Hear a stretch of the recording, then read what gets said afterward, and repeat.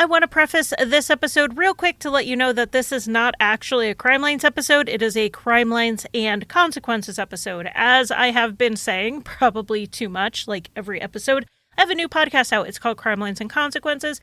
It is with my friend Eric from the podcast True Consequences, and what we discuss are true crime cases, and we use them as a springboard to discuss deeper issues in true crime, things like social media, clickbait headlines, hidden abuse, things like that are all recent episodes you can go listen to.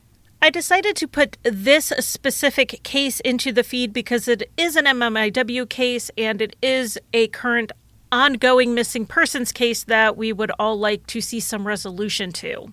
Eric and I are still warming up to the new format. As you know, I have had a podcast that had a co-host before, but we would literally just split up the script, and so one person could have presented it. It wasn't like we were having conversation or interactions. It's to the point that the last couple of episodes we had on that podcast, we didn't even record together. Like, she recorded her parts, I recorded mine, and then I edited them together. So I am having to learn how to talk less and leave space for a co-host to chime in. And my co-host is having to learn how to be rude and interrupt me as I am giving a monologue. So we are really working to get the format and the feel and the vibe of the show down. And I think we are getting there. So I would really love if you go subscribe. And if you're not interested in subscribing, at least you can listen to this episode. And then I'll be back on September 6th with our regular Crimeline schedule of 3 episodes a month, plus the bonus content on Apple subscriptions and Patreon. There's plenty of content still to come, so enjoy this episode of Crimelines and Consequences, and then go subscribe, please, and thank you. On March 24th, 2020, Pepita Redhair was dropped off at her boyfriend's house by her mom, Anita. Anita had been worried about Pepita, but she could not have known that this would be the last time that she would see her daughter. Was Pepita a victim of human trafficking, or was her boyfriend responsible for making her disappear? I'm Eric Carter-Londine. And I'm Charlie Worrell. And this is Crimelines and Consequences.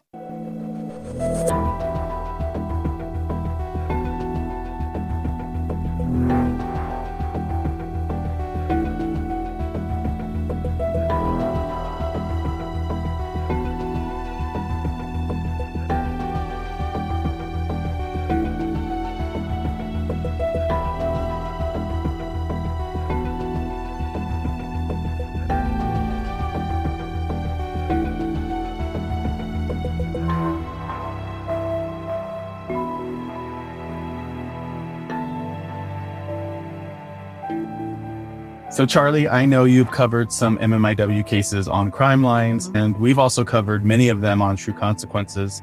Today's case I'm going to be going over with you was unfolding around the same time as Gabby Petito, but unfortunately, Pepita's case had hardly any media coverage, definitely not on a national scale, but even the local media was very reluctant to cover this case. Before we dig into what happened to Pepita, I want to share some statistics on missing and murdered Indigenous people, which are not 100% accurate because of the nature of these cases. Oftentimes, there isn't a lot of collaboration between law enforcement agencies, and sometimes missing Indigenous people are not reported missing either because the police refuse to file a report or families don't even know that their loved one has disappeared. So you'll often see that when it comes to issues like mental health and substance abuse. Another issue with reporting that I've seen, especially when we're looking at more historic cases, is that it wouldn't be recorded. You were either Black, white, or Asian. And so they would record the missing person's race as whatever they looked most like. Right. And so it was not a perfect system. And there were some places that would use the marker N for Native, and then they would also use N for Negro. Obviously, historic cases here. And so we really don't know the numbers. Even if we looked through every single record and pulled all of them, we will still miss some because they were not being properly categorized. Right. Absolutely. This was not the case with Pepita, though. She didn't have mental health issues. She did have some substance abuse, but she wasn't necessarily strung out on the streets or anything. She had a home. Her family acted quickly. As soon as they suspected she was missing, they did everything right but it still just wasn't enough. The National Crime Information Center reports that in 2016, there were 5,712 reports of missing American Indian and Alaska Native women and girls throughout the United States. Even though there were over 5,000 missing women and girls that were reported, only 116 of those cases were logged into NamUs. The Center for Disease Control and Prevention has reported that murder is the third leading cause of death among American Indian and Alaska Native women, and that rates of violence on reservations can be up to 10 times higher than the national average. And then, of course, the states that are experiencing the highest number of cases of what's reported is New Mexico has the highest, followed by Washington, Arizona, Alaska, Montana, California, Nebraska, Utah, Minnesota, and Oklahoma. Those are just the states that have the most. I was going to say, those are the states with the most sovereign nations and American Indian reservations. I mean, those are that you might as well just list those states. It's the same. So where there is the most people, we're seeing these numbers higher. But it's interesting to me that New Mexico comes ahead of Alaska because proportionate to the population, Alaska, I believe, has a higher Indigenous population, and Oklahoma may as well. I mean, New Mexico doesn't have the highest percentage. So obviously, this is a big problem in New Mexico when it's disproportionately higher than it already being disproportionately higher across the country. That's an interesting fact. I wasn't aware of that. Yeah, New Mexico is up there. And I think a lot of it has to do with the Navajo Nation being as large as it is and having as many members as it has. And of course, the Navajo Nation does span across 3 states. And so it is probable that a lot of these cases get reported maybe in Shiprock, where there's some tribal government there, but it may be somebody who's on the outskirts of Arizona or on the outskirts of Utah that goes to New Mexico to report a missing loved one. That's a good point. The Navajo Nation does have the highest number of missing Indigenous women, but also it's the largest sovereign nation within the United States. And it has the biggest population, I believe. So the fact of the matter is that these cases are grossly underreported. There's not a national database that is comprehensive in listing these cases. But before we get into the disappearance of Pepita, I want you to just listen to her mom as she talks to us about who Pepita was. Pepita was a person. She was a loving, common young lady. And ever since she was born, I took care of her. And she has other brothers and she has sisters. So she graduated from high school, and she also went attend community college, university, and also in Albuquerque, she went to CNM to continue her education. And she was a bright young lady. She's always having this big smile, and she will always call me every day and ask me how I'm doing. Mom, are you okay? Everything okay? Do you need anything? I'll be coming home this day. I mean, I missed her so much. It was a really bright young lady. I missed her, and she likes to draw. And her hobby was her favorite hobby was skateboarding. I love that. She loves to skateboard downtown. She did. And she liked talking to people. She likes to make friends. So that was my interview that I did on True Consequences with Anita King. It was over the phone, so it's not the most clear audio that you can get, but you could really hear the heartbreak in her voice as she's describing her daughter and what she meant to her and how much she misses her. One of the things that kind of made me smile was just imagining Pepita going around downtown Albuquerque on a skateboard. She seemed like a pretty free spirit. Yeah, having finally been to Albuquerque to visit you and do a live show, you took me through the downtown area. So, I can also picture that. But I imagine living there, you see people going through downtown on their skateboards, just living their lives. And it's one of those things that always makes me stop when I think about how normal someone's life was and then tragedy strikes. We sometimes talk about these tragedies almost as though they happened in like in isolation, like this, just we pluck this one day out of someone's life, but they had a whole full life before that. And it's nice when we talk to the families, because that's when we can really capture that and hear from them beyond reading it in an obituary or a newspaper article. Yeah, it gives so much more weight to that. Really humanizing that this is a real person we're talking about who had hopes and dreams and aspirations. So, like I said before, on March 24th, 2020, Pepita Redhair was dropped off at her boyfriend's house by her mom. She'd been dealing with some domestic violence in her relationship for a while. Friends and family had noticed that she would have bruises on her body. They were very worried about her. Her mom in particular was worried about her. She was worried about her safety. And Anita told Pepita that she could come back home anytime. She could stay in her childhood room. She hadn't touched anything in there. Everything was exactly as Pepita had left it. And she just wanted her to come home so that she knew that she was safe. But Pepita was not interested in that. She had a lot of, like I said, dreams and aspirations. She was ambitious. She wanted to be independent. She wanted to live her life and really wanted to explore the world. And Pepita grew up in Crown Point, and that's almost 2 hours from Albuquerque. So moving back home wasn't moving across town or moving, to another city. It's moving away from everything she had in Albuquerque. And you and I both left our hometowns, our little hometowns, and branched out into new cities. And I mean, it would be a big deal to uproot that, to move back to your childhood home. Yeah, I wouldn't do it, honestly. I wouldn't either. I mean, can't imagine. We are middle-aged now, but even if I was in my 20s, I wouldn't do it. No, I actually think back to my 20s and I can't imagine going home then. I think I would actually have been more stubbornly against it in my 20s than I am now. Absolutely agree with you. Like I said, Pepita wasn't interested in uprooting her life. And despite her fear, Anita said goodbye to her daughter, not knowing that it would be the last time that she would see her. Prior to her disappearance, Pepita was visiting her family in Crown Point.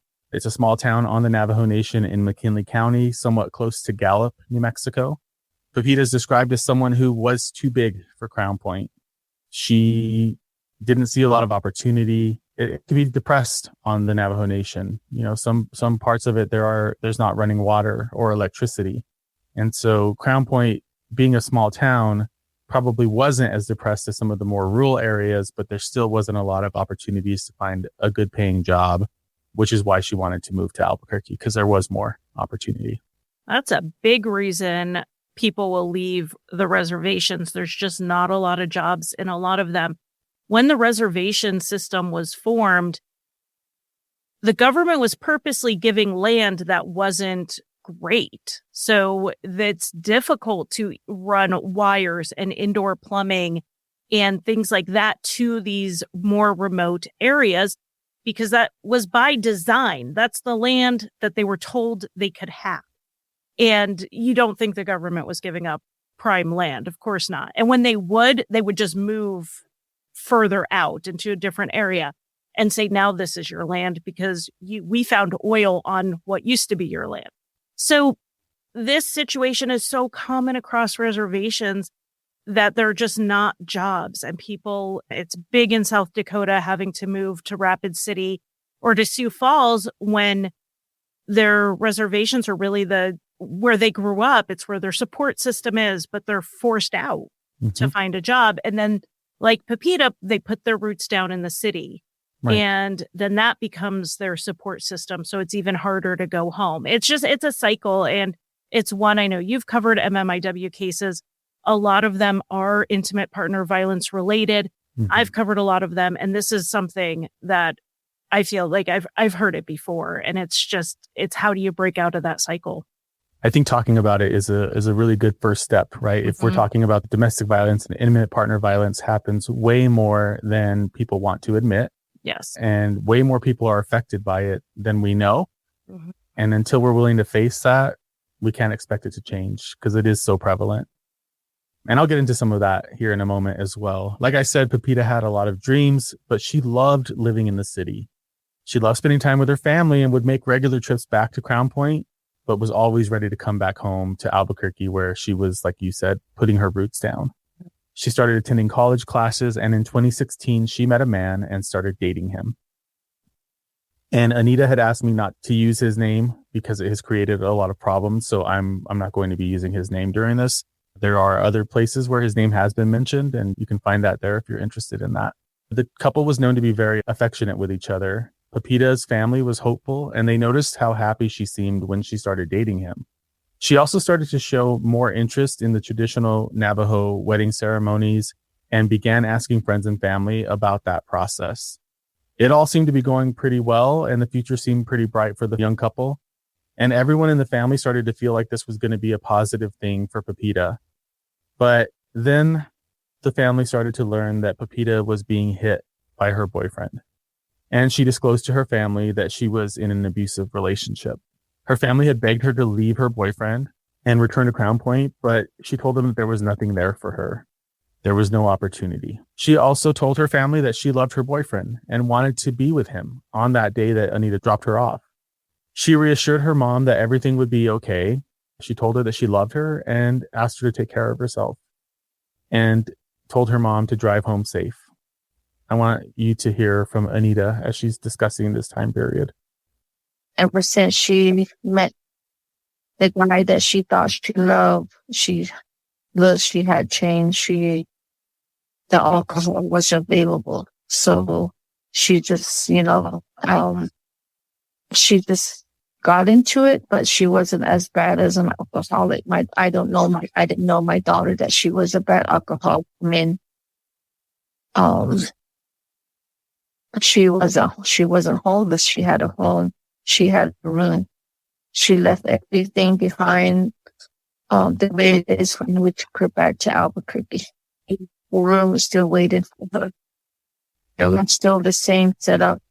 Just like I said, if the family that individual was with her, cared about her, loved her, my daughter wouldn't go missing. My daughter wouldn't have been beaten to this was bruised, her lip was busted, and then she wouldn't have been in domestic violence. Yeah. And I deal with it every day since day one. My life has changed. How would people sleep? How would that person eat and sleep? That's what, I'm a very respectful person. I don't go out and terrorize the family. And I just want answers. There's no lead, but somebody needs something. Really need answers. We did need help. She would have always called me. Just like I said, she was always in contact with me. Her and I went shopping. And I missed that. And then listening to me, reading the story, something from her, they come forward. It's really heartbreaking to hear her talking about noticing the bruises and the busted lip on Pepita and feeling really helpless in trying to get Pepita out of that situation. It's so sad.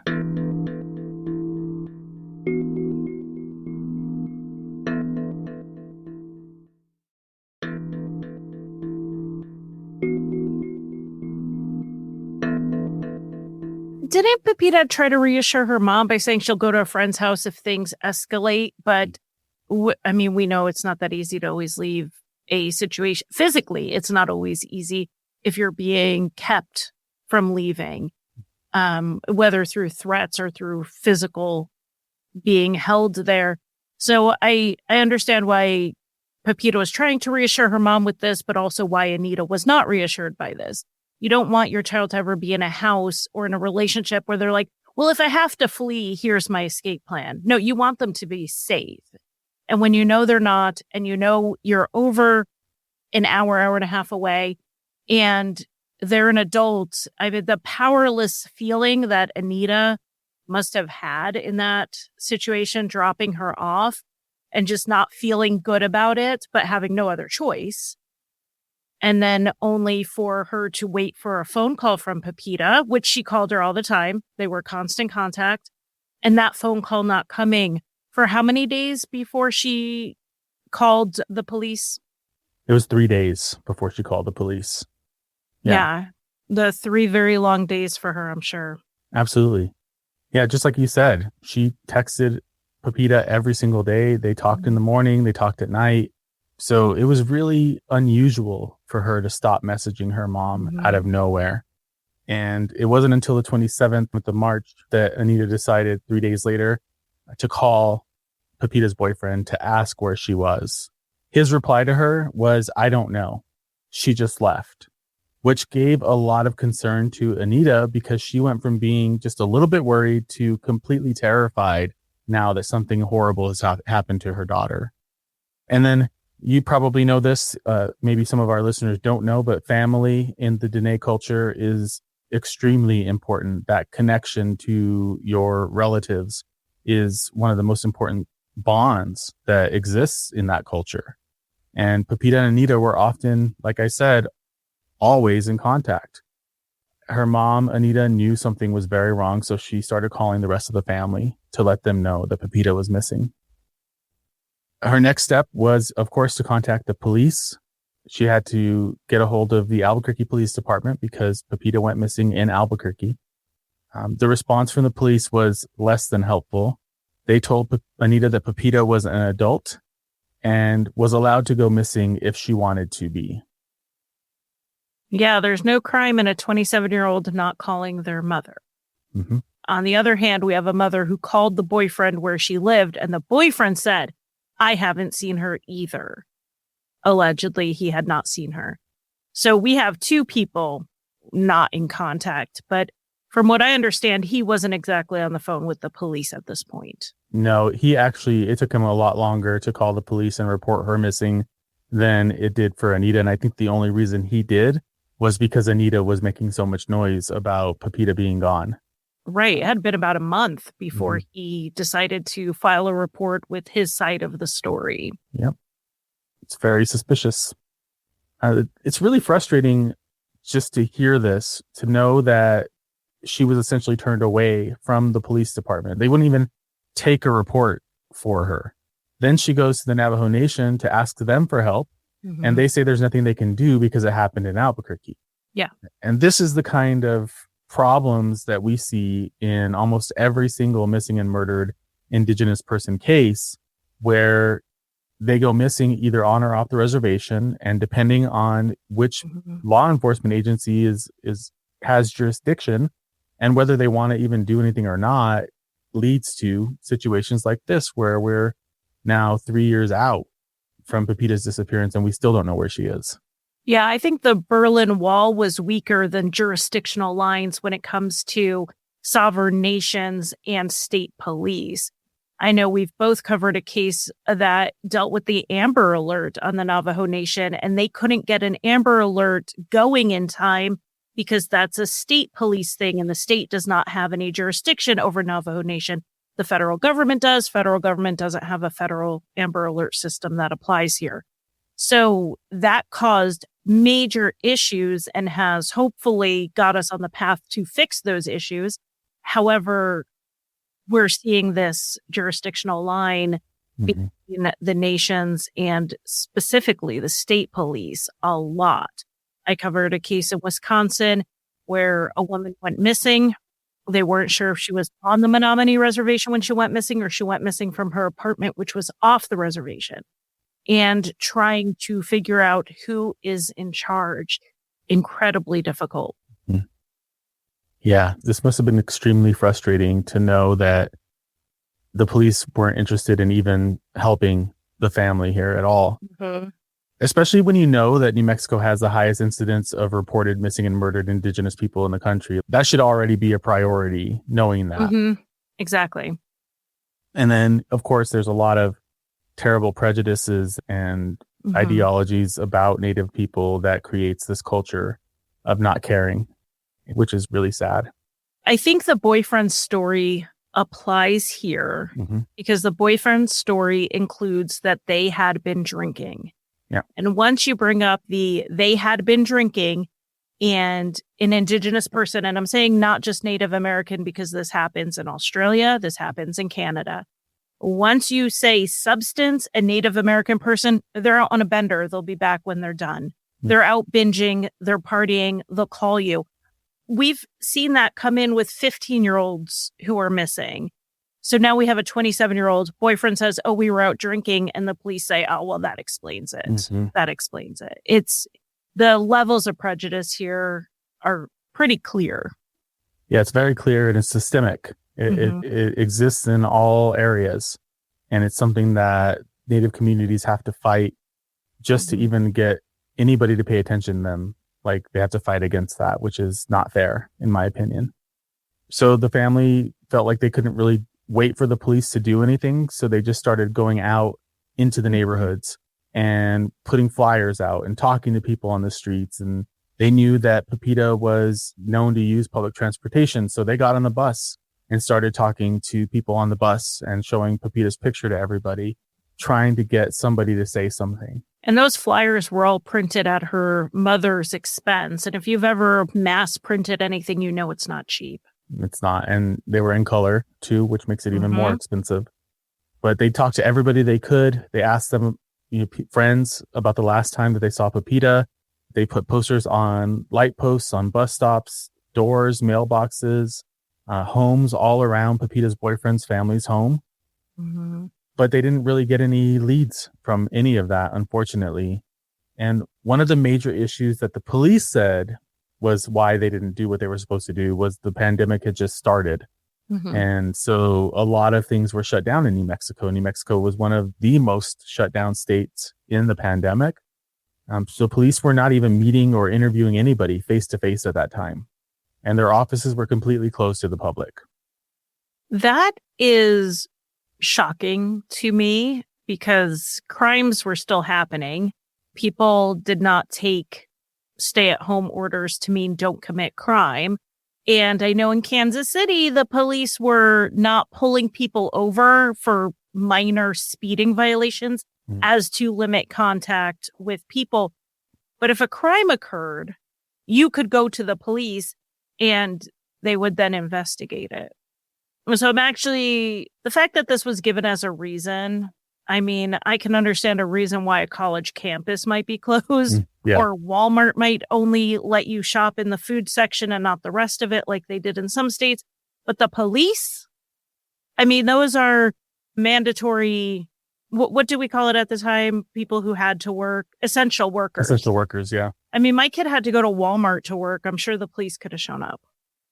Absolutely. And there was enough technology. I mean, this was just 3 years ago. You don't have to meet face to face. You could do a FaceTime or a Zoom call or something. So I just don't understand that logic.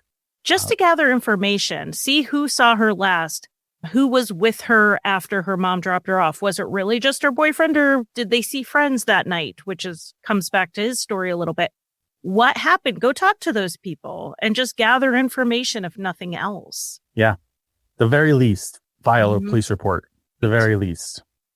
So I just don't get it. But it did make it more difficult for the family. And as you can imagine, Anita and everybody in the family were really angry with the Albuquerque Police Department. Yeah. They were tired of dealing with APD. They even reached out to local news stations, but essentially were told that they weren't going to cover a missing persons case at that time because everybody was talking about the pandemic. They felt like they had no support and no help, not from the media and definitely not from the police. A lot of times the media won't run anything unless it comes from the police. And so the family reaching out to just your evening news aren't going to get as far as they get when, I mean, that's why we get so many families reaching out to us as independent podcasters. We can cover anything we want to cover. And I've talked to families who've gotten very little local coverage because the police wouldn't cooperate with putting out the press release or being interviewed for it. And so it was dropped.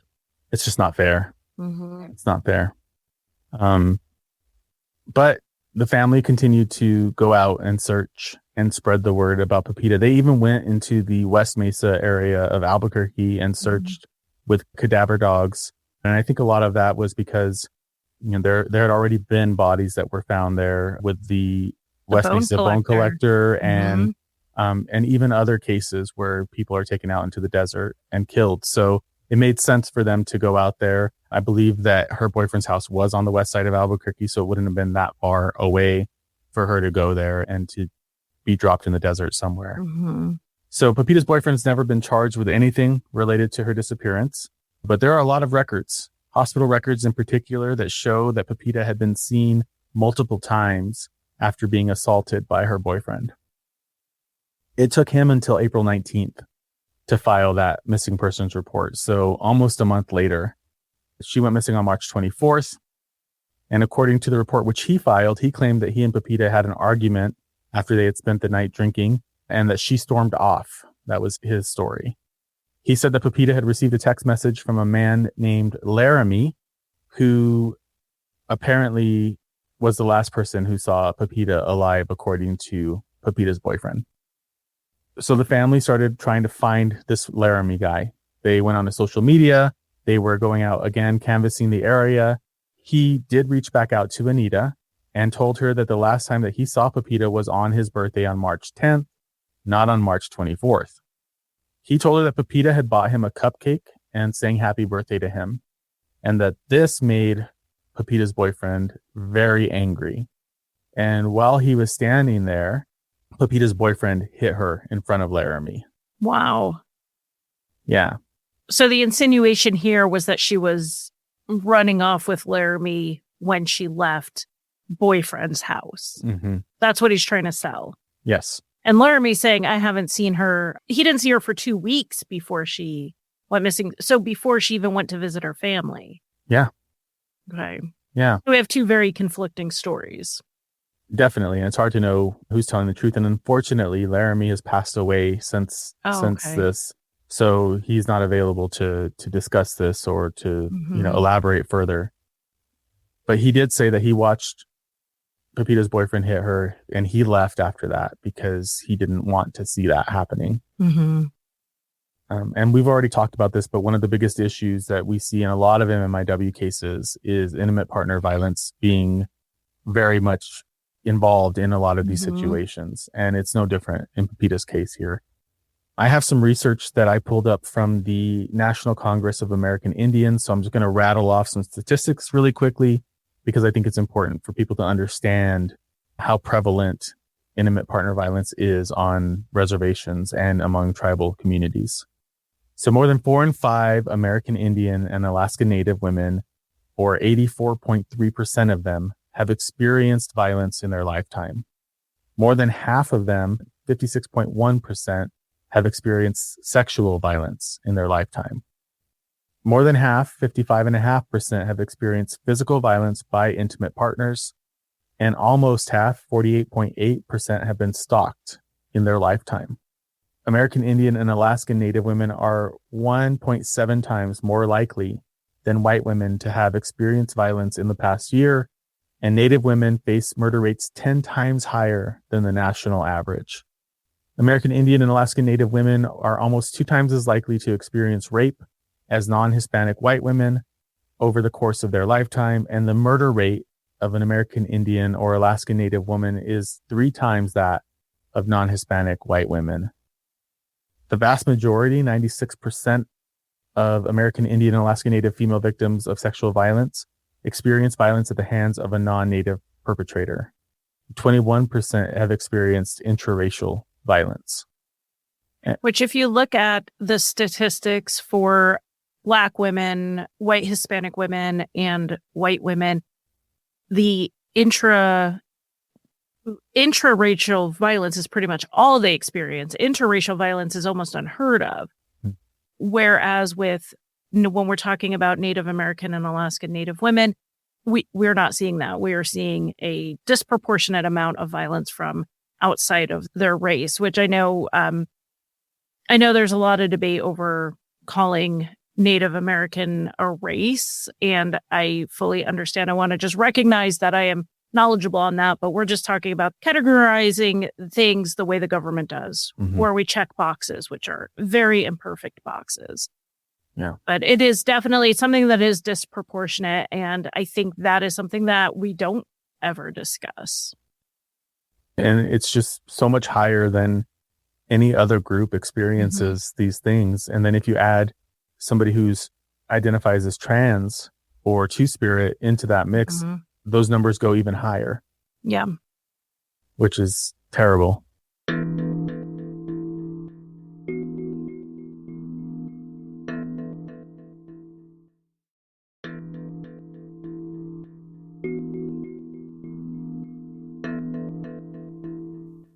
Most Native American women do not report such crimes because of the belief that nothing will be done. That belief is, we call it a belief, but it is largely a fact. If anyone is interested, look up Nome, Alaska, and the situation there where people would call the police to report a rape, and the police would not even send someone to interview them in person. The vast majority of those women were Alaskan Native women. And the other issue is that this isn't exclusive to not going to the police outside of the reservation. This includes reservation police, because reservation police are the guy who abused you's brother or cousin. It's still very largely run by men, and those men are largely relatives of people you know. And this just cycles of violence over the generations have normalized it to some degree.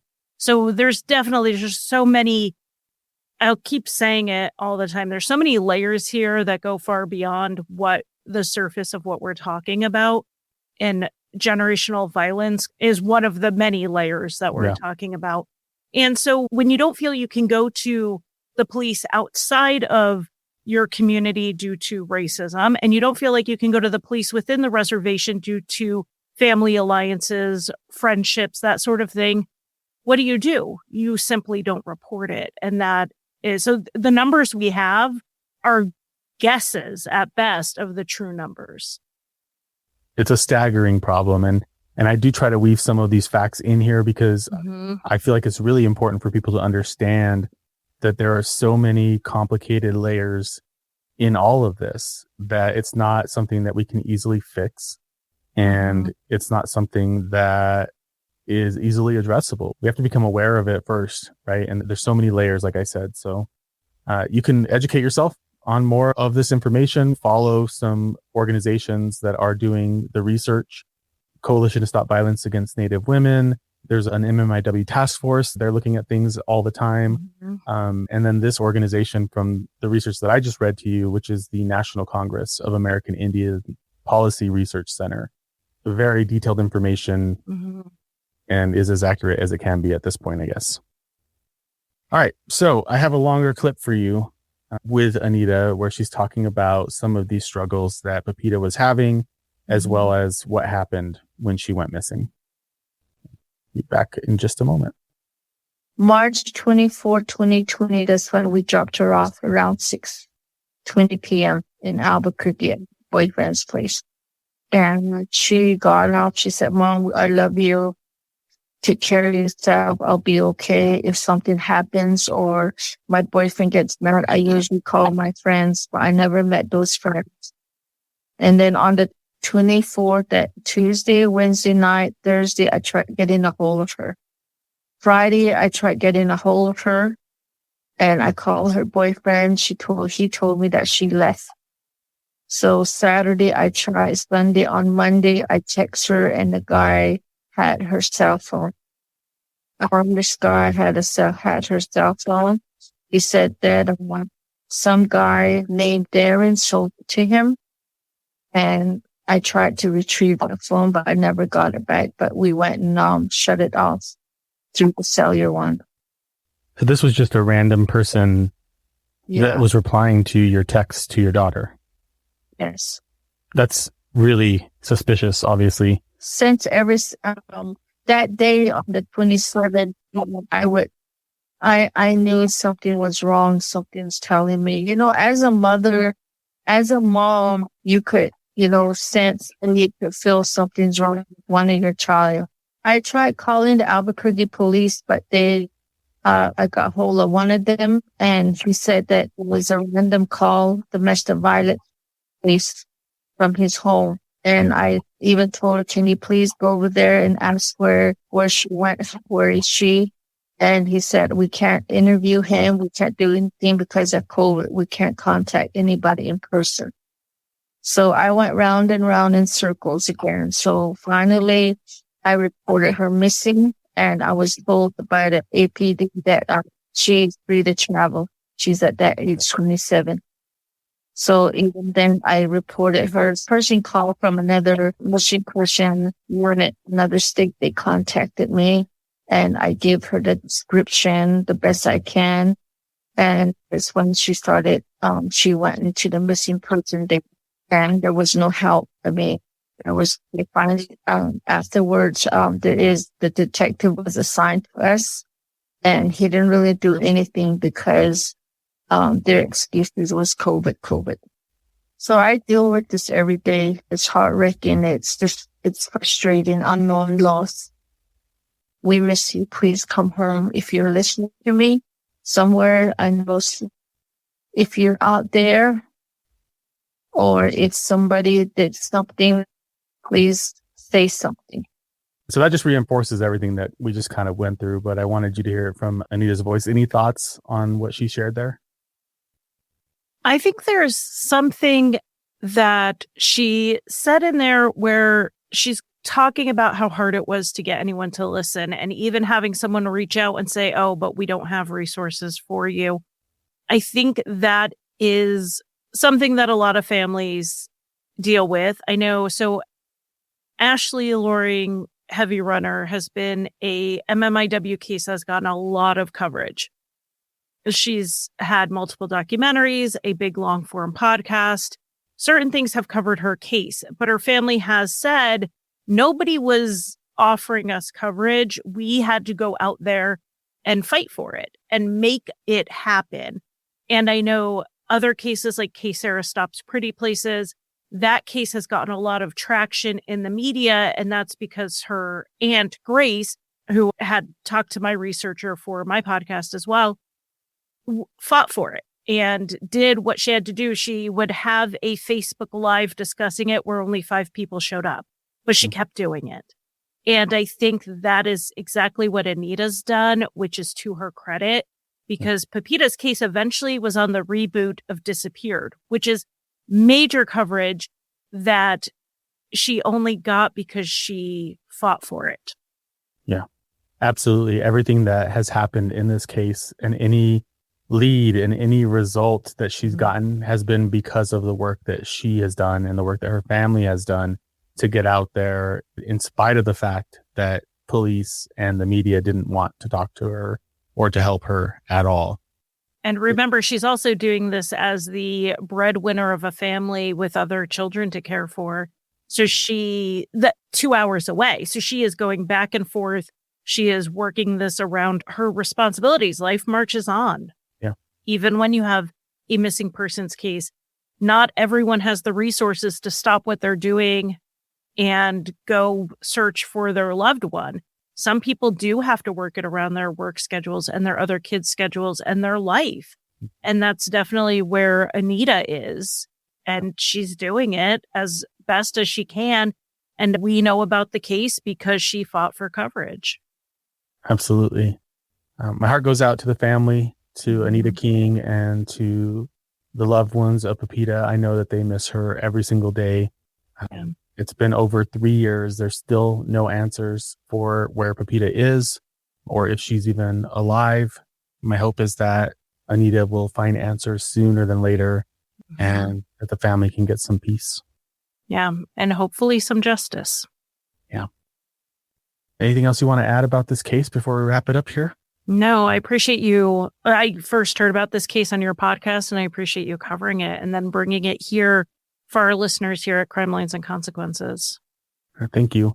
If you or someone you know has information that can lead to the whereabouts of Pepita Redhair, please call the Albuquerque Police Department at 505-242-2677. You can follow the case on Facebook. If you look for Justice for Pepita Redhair or Missing Pepita Redhair, there's several pages there that are advocating for her return. There's also a GoFundMe that has been set up by the family to help her with the search efforts, which can be very expensive because you have to feed all the searchers and pay for gas. It's not an easy process. So any donations are appreciated by the family and do go to help search for Pepita. And if you or someone you know is in a domestic violence relationship, you can call anonymously to the National Domestic Violence Hotline to speak with somebody today at 1-800-799-7233. But if you want to join the conversation online to discuss the issues around this case or discuss this case more, you can search for Crimelines and Consequences on Facebook, Twitter, and Instagram. And with that, we'll see you in a couple weeks. Bye.